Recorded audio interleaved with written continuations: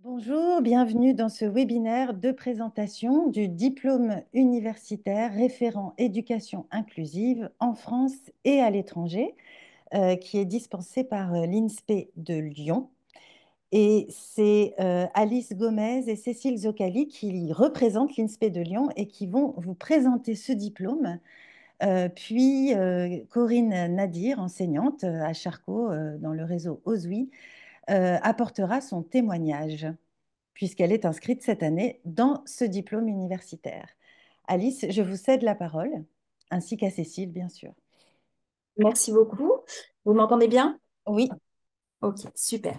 Alors, ravie d'être parmi vous. Je vous propose de commencer d'abord peut-être par vous réexpliquer un petit peu le contexte qui nous a amené ici à l'INSPE de Lyon à proposer un diplôme universitaire référent éducation inclusive dans les établissements français. Donc, le premier constat qu'on a pu faire, c'était effectivement au cours des dernières décennies une prise de conscience croissante de l'importance de l'éducation inclusive pour offrir finalement des opportunités éducatives à tous les apprenants, quels que soient leurs besoins spécifiques, avec cet objectif de favoriser l'égalité des chances, la participation de tous les élèves, quels que soient leurs besoins. Et puis, il y a cette idée aussi que finalement, on a des législations et des politiques en faveur de l'éducation inclusive qui sont apparues progressivement. D'abord en France, pour nous, ancrés ici en France, on a évidemment cette loi de 2005 sur l'égalité des chances, la participation et la citoyenneté, qui a fait évoluer un petit peu les pratiques professionnelles. Mais au niveau international, plus largement, eh bien, évidemment, on pense aux objectifs de développement durable de l'UNESCO, qui visent finalement à assurer une éducation de qualité et inclusive pour tous. Donc, cette entrée 4 autour de l'éducation de qualité pour tous, évidemment, elle vise à éliminer les inégalités et elle pousse vers des pratiques inclusives. Donc ça, c'est la deuxième dimension. La troisième dimension, eh bien, elle émerge cette fois-ci plutôt de l'observation des besoins de compétences spécialisées que les enseignants rencontrent et du besoin qu'ils véhiculent à mettre en œuvre un enseignement qui va être efficace face aux besoins spécifiques qu'ils rencontrent de plus en plus. Un des aspects importants de ce point de vue-là, c'est notamment le fait que les enseignants y rapportent eux-mêmes finalement avoir pas suffisamment de formation, en tout cas de se sentir pas suffisamment armés pour pouvoir accompagner ces besoins grandissants. Vraiment, l'idée du DU, c'est de permettre de répondre à ce besoin-là de monter en compétences. Et puis la dernière dimension, c'est notre expertise lyonnaise. On est effectivement une grosse équipe de formation qui a développé depuis de nombreuses années une expertise dans le domaine de l'éducation inclusive avec des convergences autour de projets de recherche qui sont portés dans notre établissement autour de l'inclusion, avec des laboratoires qui sont associés, et puis également un certain nombre de formations, donc notamment la formation KPI qui accompagne près de 200 enseignants par an pour monter en compétences et devenir enseignant spécialisé, mais aussi un master éducation inclusive et finalement des modules d'initiatives nationaux qui nous ont amené vraiment à développer une forte expertise qui croise à la fois des compétences très très spécifiques en recherche et puis une vraie pratique de terrain qui permet d'accompagner et de faire monter en compétences en fait sur différentes thématiques. Alors, la question qui s'est posée ensuite, c'était de savoir finalement comment on allait pouvoir accompagner ces compétences-là en proposant quelque chose qui était vraiment adapté et flexible aux besoins de divers professionnels, puisque je vous ai parlé par exemple du KPI, du master, mais le constat est le suivant, c'est que finalement, on a ce besoin que je vous ai évoqué dans différents territoires avec des enseignants qui ont besoin d'une flexibilité assez forte à la fois du point de vue géographique, puisque ils vont pouvoir être situés dans des établissements sur tout le territoire national français et évidemment dans des territoires voir à l'international et enseigner dans des structures françaises. Donc il y avait ce besoin de flexibilité géographique et une opportunité chez nous de développer du distanciel avec une expertise de ce point de vue-là. Et puis aussi le besoin d'avoir une durée de formation qui était adaptée à des contraintes d'enseignants en poste, d'où la proposition d'avoir des modules de un diplôme universitaire qui soit disponible sur 100 heures et accessible aux professionnels de l'éducation en tenant compte de leurs contraintes. Donc voilà pour le contexte un petit peu général. Maintenant, on rentre un peu dans le concret. À qui se destine ce DU? L'idée, c'est vraiment de proposer à, on va dire à peu près 20 étudiants par an, la possibilité de se former avec les critères qui sont les suivants. Être un enseignant du premier, du second degré qui exerce en France ou dans un établissement français de l'étranger qui a un niveau équivalent bac+3 et une expérience de 3 ans minimum dans l'enseignement français. Et une des contraintes qui est fixée, c'est aussi d'avoir un niveau minimum B2 pour attester d'une bonne maîtrise de la langue française, notamment pour les enseignants qui exercent à l'international. Donc l'idée, c'est d'avoir une petite promotion, mais qui peut être accompagnée assez finement, et on va vous expliquer ensuite les modalités. Donc, l'accès au DU se fait sur dossier. Euh, à notre partenariat avec la MLF, c'est directement auprès de la MLF que vous allez adresser votre candidature et qui va permettre cette sélection sur la base de votre profil et de vos motivations, avec une remontée des sélections qui sera faite par Madame Bouteiller avant approximativement le 12 juin de cette année. C'est juste, Et cette année, c'est beaucoup plus tôt. C'est le 5 mai. ok. Eh Voilà, ben, le 5 mai, beaucoup plus tôt par rapport à l'année dernière. c'est ça. En tout cas, de notre point de vue, ici à l'INSPE, nous, on vous donnera, on fait la commission en juin.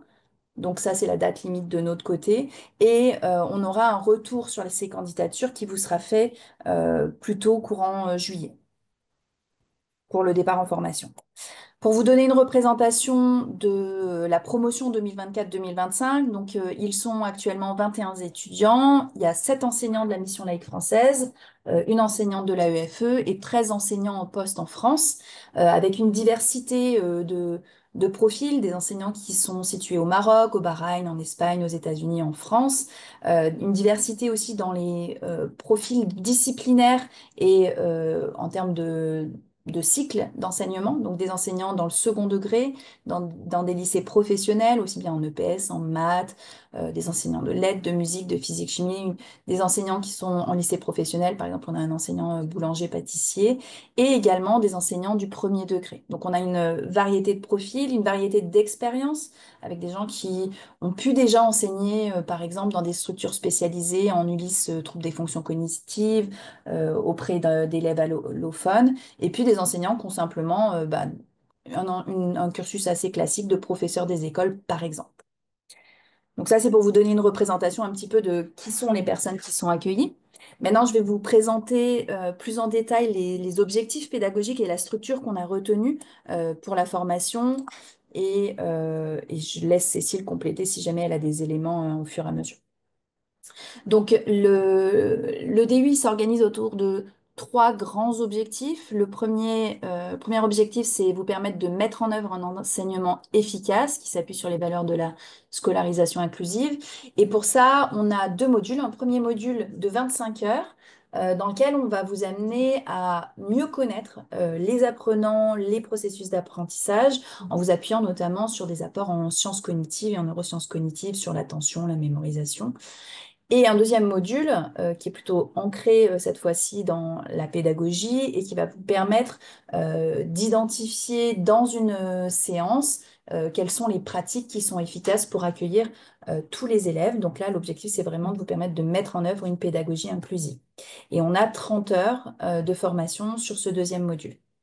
On a un deuxième objectif qui est de vous permettre de mieux connaître le système de l'éducation inclusive en France et à l'étranger.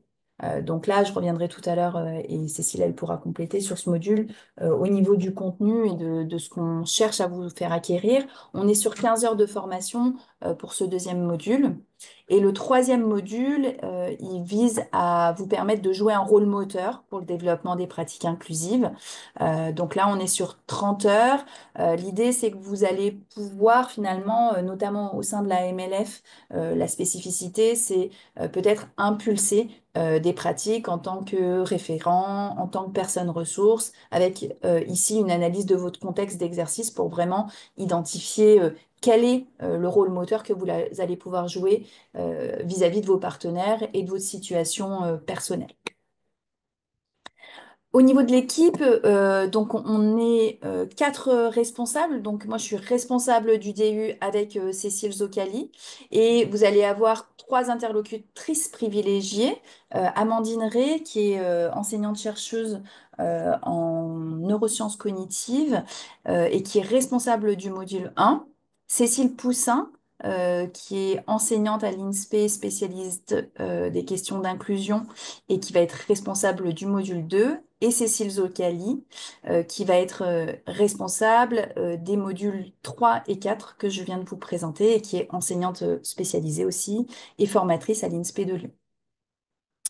On a une équipe sur laquelle on s'appuie qui est plus élargie, avec des compétences diversifiées, des formateurs, des expériences aussi dans des réseaux d'éducation à l'étranger. Je pense notamment à Brice Flaquière qui a appartenu à la mission laïque française, à Fabien Lacroix, et puis une diversité d'approches et de questionnements qu'on a essayé de résumer ici un petit peu avec des mots-clés, avec des spécialisations respectives.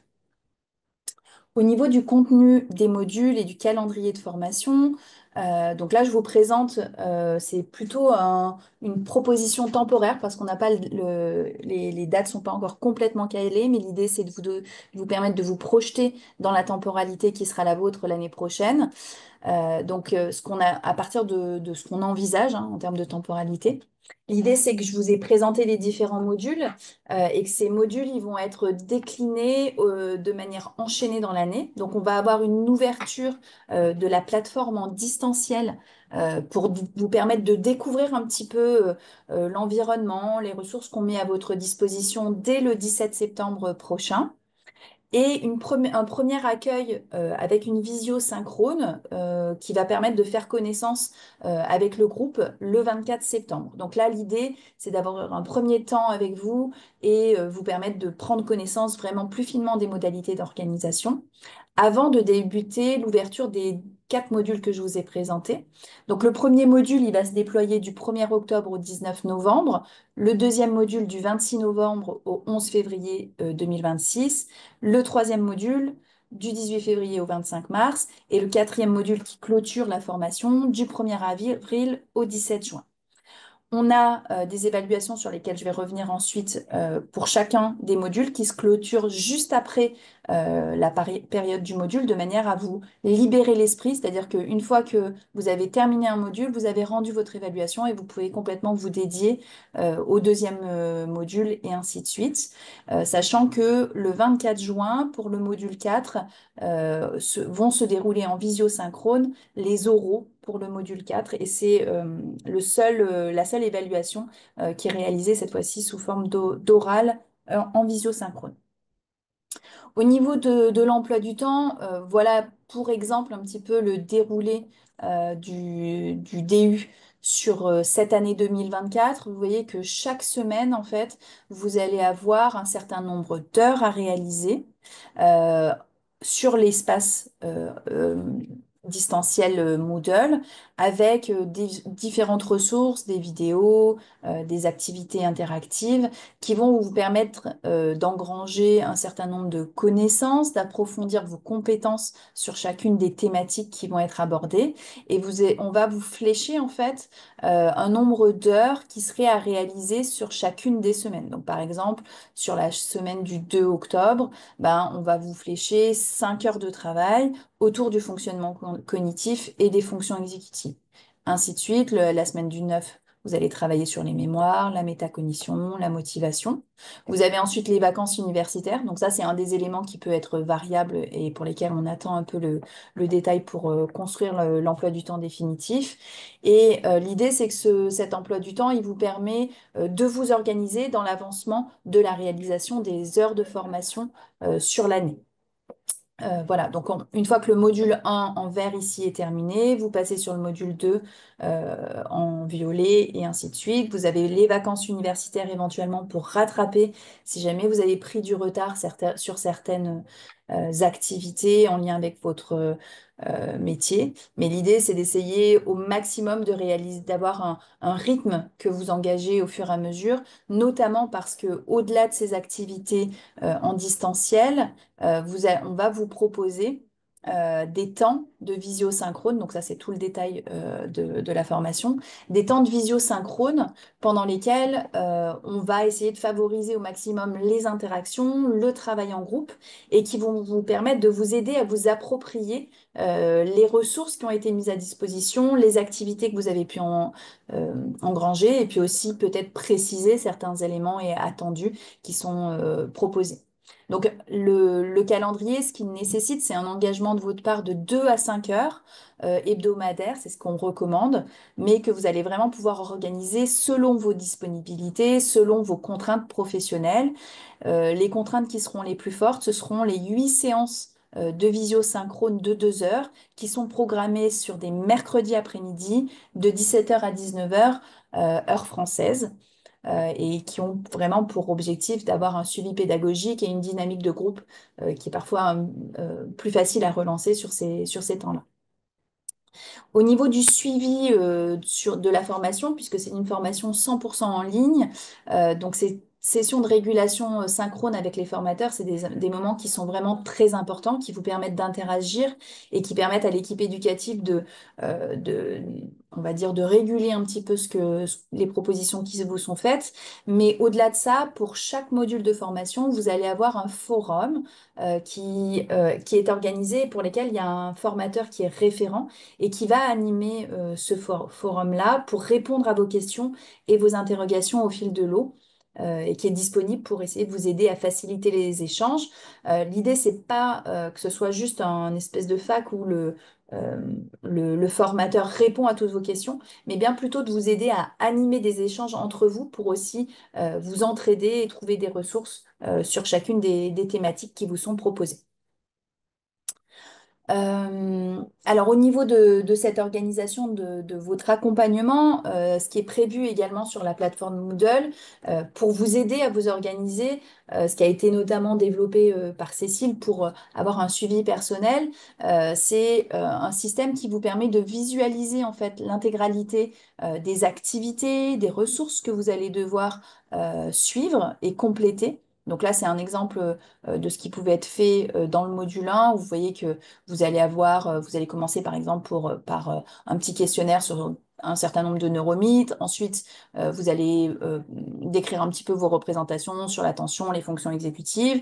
Et puis ensuite, vous allez visionner des vidéos et ainsi de suite. Donc, le suivi vous permet de savoir en fait si vous avez bien complété l'activité. Vous avez des dates qui sont indiquées pour vous permettre d'avancer à votre rythme tout en suivant la progression qui est proposée.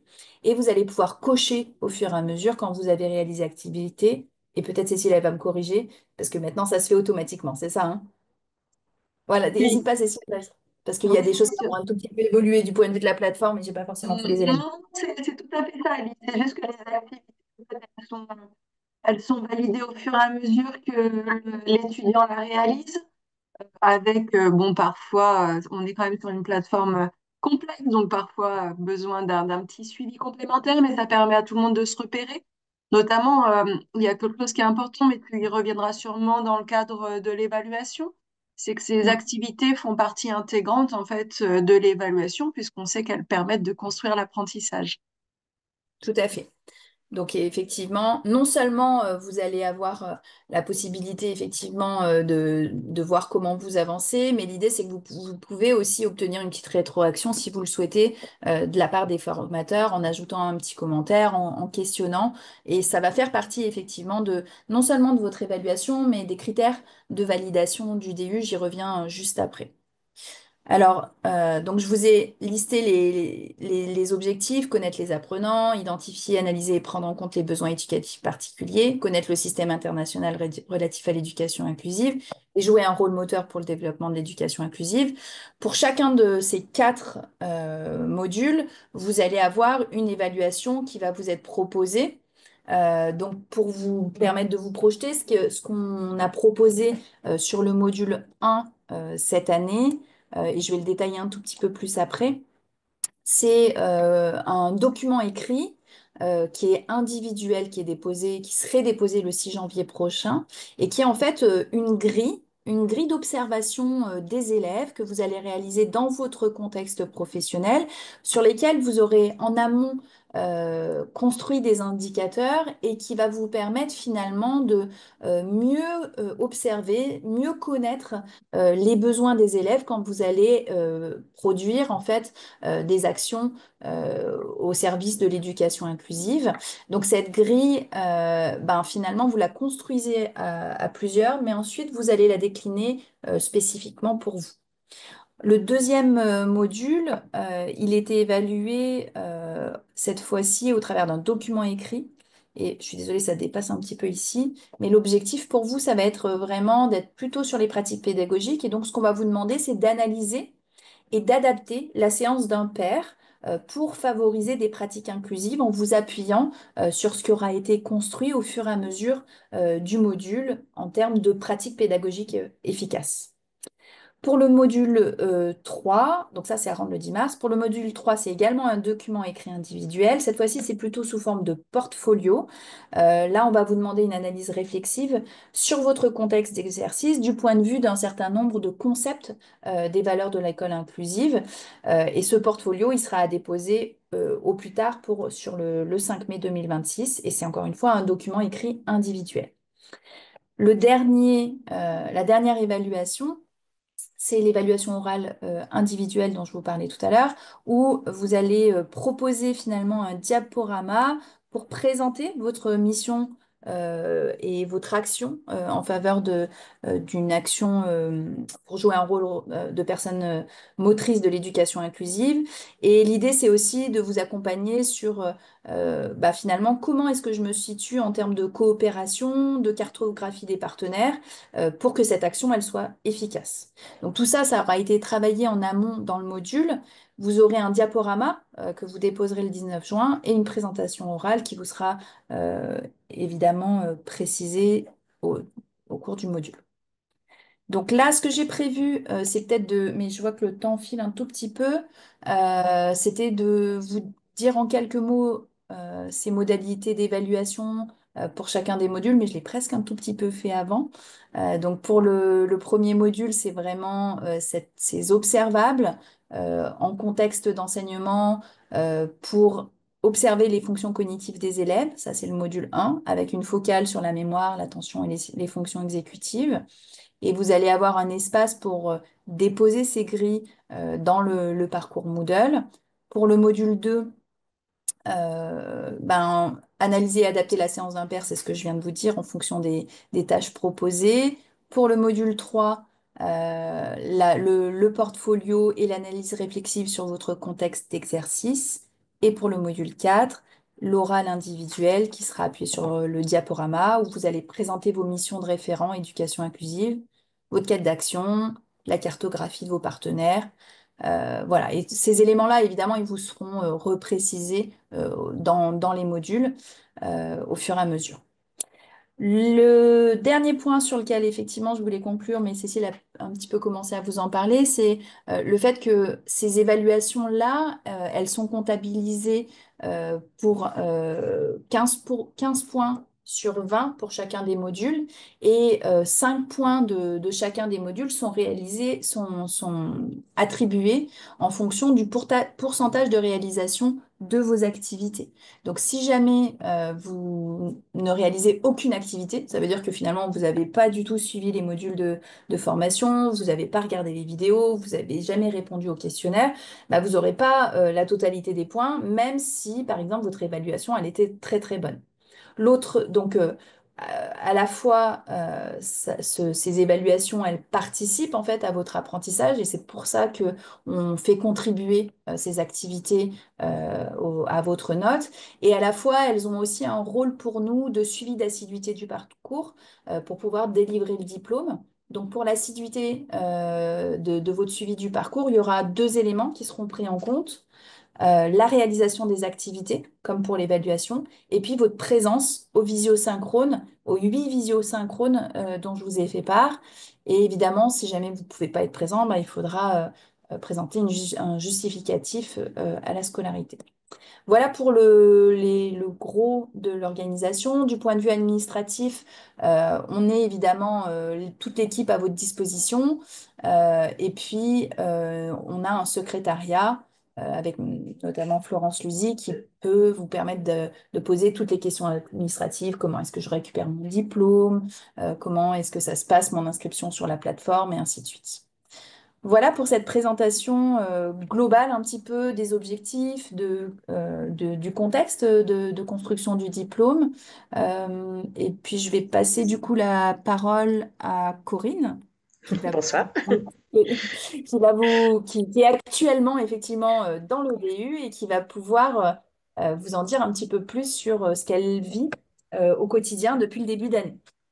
C'est intense, c'est intense. Donc, en fait, je suis enseignante de physique-chimie. J'ai un emploi du temps un peu chargé puisque j'ai des classes examens. Et en fait, en début de DU, je me suis pas réellement rendu compte du nombre d'activités et du temps que ça me prendrait à visionner l'ensemble des vidéos, etc. Puisque à chaque fois, bah, je visionne, je prends des notes. Donc, disons, bah, c'est mon cas, mais moi, je double un peu le temps que vous estimez. Et donc, du coup, normalement, je m'étais inscrite au DU pour me former cette année, avoir une légitimité pour être ensuite référente. Mais dans l'établissement où je suis, la référente a quitté l'établissement et on m'a demandé d'accepter la mission cette année. Donc, du coup, une charge supplémentaire, voilà, donc les enseignements, le DU. Et puis, comme je fais quelques formations aussi sur l'établissement, donc voilà, donc je suis parfois un petit peu dépassée par la charge. D'ailleurs, je suis très en retard sur le module 3, mais je vais rattraper, il n'y a pas de souci.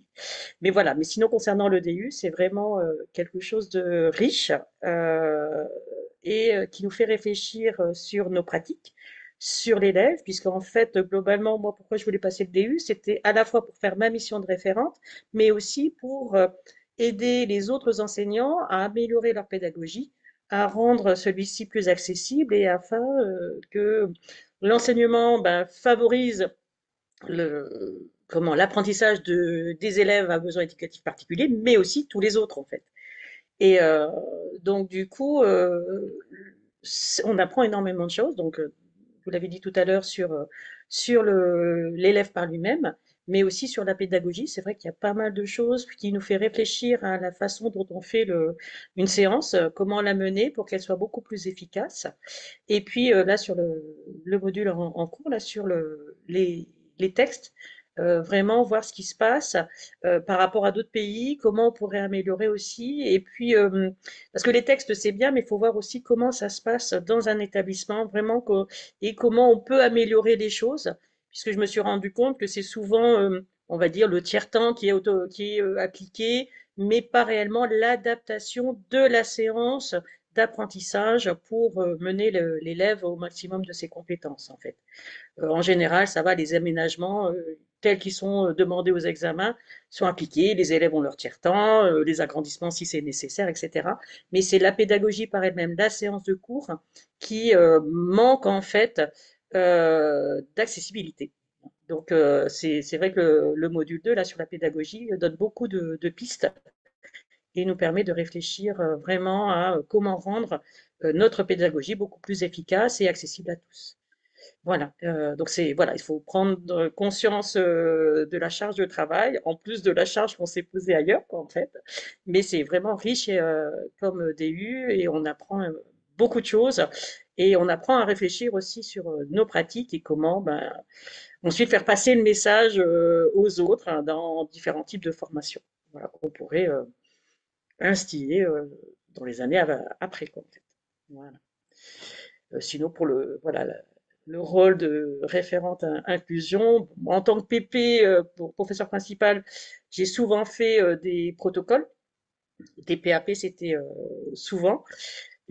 Ça fait 2, 3 ans qu'on met en place des PPS, donc avec les AESH. Et donc cette année, nous, sur l'établissement, on fait des formations envers les AESH, puisqu'on est trois référentes, enfin, trois référentes, trois personnes responsables de l'inclusion sur l'établissement, une sur le cycle 1 et 2, une sur le cycle 3, et moi sur le cycle 4 et 5. Voilà. Donc, là, justement, mercredi prochain, on fait une deuxième session sur la formation des AESH, mais on a convoqué AESH et enseignants, donc pour la relation AESH-enseignant, puisque parfois, ben, ils ne connaissent pas bien le rôle de chacun et la mission que chacun doit remplir auprès de l'élève qui est en besoin. Voilà, donc c'est vraiment très instructif et passionnant. Voilà, voilà, il faut bien tenir compte de la charge de travail. Et c'est vrai que le Moodle, avec la petite liste des tâches, aide bien à se rendre compte du travail à faire. Et toutes ces tâches intermédiaires aident vraiment à faire on va dire, le travail qui est évalué, voilà, sur 20. Mais toutes ces tâches, c'est vraiment une aide importante pour réussir ce plus gros travail. Voilà. Donc, en Merci tout ça, beaucoup pour ce Merci beaucoup. retour, voilà, Corinne. il n'y a pas de souci. Alors, est-ce qu'il y a peut-être des questions? Amira, Leslie, Malika, n'hésitez pas. Moi, je vais m'autoriser juste à rebondir sur ce que disait Corinne. Déjà, je la remercie pour son témoignage et puis je la remercie aussi de dire que je crois que c'est vraiment quelque chose qui nous tient à cœur à Lyon 1 et dans ce DURF, DU référent éducation inclusive, c'est que ce qu'on vous apporte soit de haut niveau et que effectivement, bah, en fonction de où on part, en tout cas, nous, on sait où on veut vous amener et on vous y amène avec les activités et l'évaluation finale. Mais en tout cas, on veut qu'il y ait une exigence forte Mhm. sur la qualité des apports et en fait, nous, on veut que si vous partez avec notre diplôme universitaire, qu'on le valide. On sait qu'on valide vos Mhm. compétences et je vois que dans votre présentation, déjà votre lexique est celui d'une référente éducation inclusive. Ben oui, il faut. J'ai commencé à apprendre quand même. Ça va, ça va. Je suis pas en retard surtout. C'est pas en retard, ça s'entend. Non, ça va. Et puis, enfin, une chose aussi, c'est que euh, dans notre mission, le mot bienveillance est important. Et donc, vous le faites envers nous en tant que, voilà, on va dire, référent du DU, référent du DU. C'est vrai qu'il y a toujours, que ce soit dans les visios ou dans les courriers, il y a toujours de la bienveillance. Et donc, nous aussi, envers les élèves. Et c'est quelque chose que, enfin, c'est un mot qui est utilisé souvent, mais dans l'application, parfois, il y a, voilà, par rapport à l'élève, pour qu'il se sente en sécurité, qu'il puisse vraiment développer ses capacités, c'est pas un mot qu'il faut utiliser comme ça. Si, si, il y a de la bienveillance. C'est vraiment une attitude au quotidien pour que chacun puisse développer ses capacités. Et tu as été amené peut-être à faire des échanges au sein du groupe? Alors, on a fait au début, on avait un petit groupe de travail ensemble pour la grille d'évaluation de départ, on a fait. Mais après, c'est vrai que on a moins participé, c'était plutôt pendant les visios, mais toutes les dépôts des questions, des réponses sur le forum sont très intéressantes. Et c'est vrai que le forum, il ne faut pas hésiter à l'utiliser, puisque les questions des uns, les réponses des autres enrichissent aussi. Et même sur les tâches intermédiaires où tout est mis en commun, ça nous enrichit aussi dans le travail qu'on a effectué. On complète aussi notre réflexion. il y a certaines tâches où le travail de synthèse est mis en commun justement pour que chacun puisse apporter son éclairage, sa vision. On sait bien effectivement que dans les formations, en fait, le partage entre les Mhm, apprenants, il est extrêmement important en fait pour faire monter en compétences et au niveau des apprentissages. Donc c'est vrai que vous avez raison de dire que ce forum, je pense qu'il est précieux. C'est parfois un peu, en fait ce qui est en distanciel, ce qui peut un petit peu manquer. Et donc c'est bien si le forum il permet de mhm, réinjecter un petit peu ce partage entre les apprenants. Oui, tout à fait. mhm. Et puis c'est vrai que, bon, dans ton cas, Corinne, je te demande pas si tu as mis en pratique les contenus, puisque de fait, tu es déjà référente éducation inclusive. Donc, Ben oui, oui, oui. Alors j'aurais préféré faire le DU avant je me d'accepter doute. la mission, voilà, pour avoir une plus grande connaissance en fait des choses. Mais bon, c'est pas quelque chose qui m'a fait peur a priori, quoi. C'est voilà, il faut gérer le quotidien. La Alors, est-ce montée qu'il... en compétence sera Oui, encore plus rapide. ah Voilà. oui, là, Puis je vais utiliser aussi le DU formation de formateur que j'ai passé il y a 2 ans, voilà, pour dispenser des formations l'année prochaine. Mhm, Voilà. mhm. Voilà, alors je ne sais pas s'il y a des questions. N'hésitez pas à ouvrir votre micro. Amira, apparemment, on a tout dit, c'est ça? D'accord. Donc, Ça a Oui, été très clair, tout a été dit. Pour l'instant, je n'ai pas éventuellement de questions à poser. Peut-être que ça viendra un peu plus tard, mais pour l'instant, je pense que l'essentiel a été dit et de découvrir ce DU. Euh, En tout cas, j'ai eu les réponses à mes questions, les questions que j'avais. très bien. Merci, Amira. Alors, il y a une question de Malika. Je pense il y a deux réponses, donc aussi bien côté de l'INSPE que côté réseau MLF Monde. Donc, Malika est enseignante, mais elle est en disponibilité parce qu'elle a suivi son conjoint. Est-ce qu'elle doit être en poste? Est-ce qu'il y a des applications immédiates dans les classes auprès des élèves? Alors, là, je vais répondre notamment sur le premier module sur lequel j'interviens plus. Je pense que Cécile, tu pourras répondre sur le deuxième. Euh, donc, je pense que c'est important qu'il y ait eu une expérience d'enseignante Mm, en amont pour ce qu'on demande en termes de montée en compétence du point de vue de l'observation. Qu'est-ce qui est observable du point de vue des besoins au niveau cognitif, connaissance des apprenants. C'est vrai que cette confrontation avec le réel et le terrain, il est vraiment important. Alors après, on peut peut-être trouver des solutions s'il y a une possibilité avec la MLF, par exemple, de donner accès à la classe d'une collègue, Oui. quelque chose comme ça, pour permettre voilà, même s'il n'y a pas de mission directement, et là je parle vraiment pour le module 1 et je vais laisser Cécile répondre pour le module 2 qu'elle connaît mieux, euh, qui permettrait peut-être d'avoir une adaptation et une flexibilité ici du point de vue de ce qu'on attend prioritairement. Par contre, c'est sûr qu'une expérience préalable est bien sûr nécessaire, mais là je crois que c'est pas le sens de la question puisque l'expérience elle est Elle est déjà. enseignante, oui. Oui, Ouais. oui. Cécile? Cette année, on a la situation, parce que parfois les situations évoluent aussi en cours d'année. On a la situation de collègues qui ne sont pas directement en poste, puisqu'on a aussi, par exemple, une ingénieure de formation de l'EAFC, de l'École académique de la formation, avec nous. Donc, en fait, on ajuste les propositions, et comme le soulignait Alice, bah, notamment, en fait, c'est essentiellement sur le module 1, parce qu'en fait, sur le module 2, c'est de l'analyse de tâches, elle peut se faire sans une mise en application concrète.